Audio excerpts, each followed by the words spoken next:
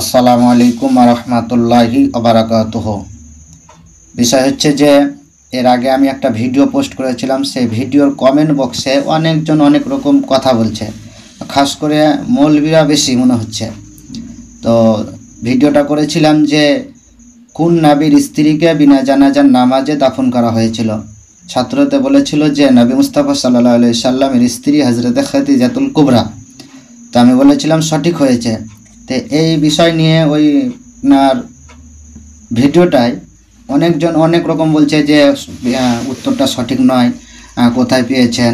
তো আমি আপনাদেরকে দেখাবো আজকে যে প্রশ্নটা কোথায় আছে কিংবা ওটা কোথায় লেখা আছে। তো আপনাদেরকে ছোট্ট করে একবার বলে দিচ্ছি যে হযরতে খাদিজাতুল কুবরা রাদিয়াল্লাহু তাআলা আনহার যখন ওয়াসাল মুবারক মানে ইন্তেকাল হন, তখন এই যে জানাজার নামাজের বিধান অতএব ফার্জে কিফায়া, এই জানাজার নামাজ হয়নি। সেই কারণে তখনকার হিসাব অনুযায়ী তাকে বিনা জানাজার নামাজ পড়িয়েই তিনাকে দাফন করা হয়েছিলেন। কারণ একটাই যে এই বিধান চালু হয়েছে মদিনা শরীফ যাওয়ার পরে, আর হযরত খাদিজাতুল কুবরা তিনি ইন্তেকাল করেন মক্কা শরীফে, এবং মক্কা শরীফের মধ্যেই দাফন কাফন হয়, তার জন্যই হয়েছিল। তো আপনাদেরকে প্রমাণটা দিচ্ছি।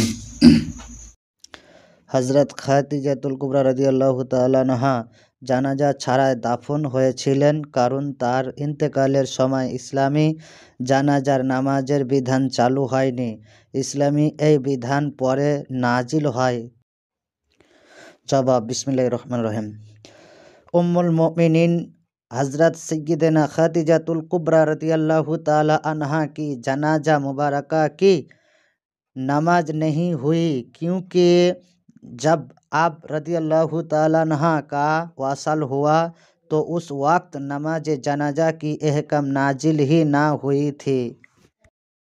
আশা করি প্রমাণটা পেলেন এবং বুঝতে পারলেন।